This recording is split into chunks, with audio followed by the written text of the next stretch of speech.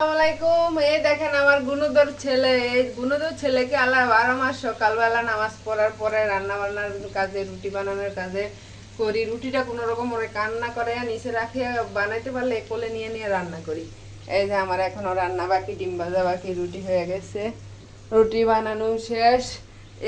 এই কাজ করতেছি। এত কষ্ট করার পরও যদি সফলতা না পাই তাহলে কিন্তু আসলেই কষ্ট লাগবে, বুঝছেন। আর আমি বিলিভ করি যে এত কষ্ট বাচ্চা কাচ্চা নিয়ে সংসার সামলে এত কষ্ট যেহেতু করি, তাহলে সফলতা একদিন আসবে আমার জন্য, নিশ্চিত। আপনি কি বলেন, আসবে না? আমি বিশ্বাস করি সফলতা আসবে।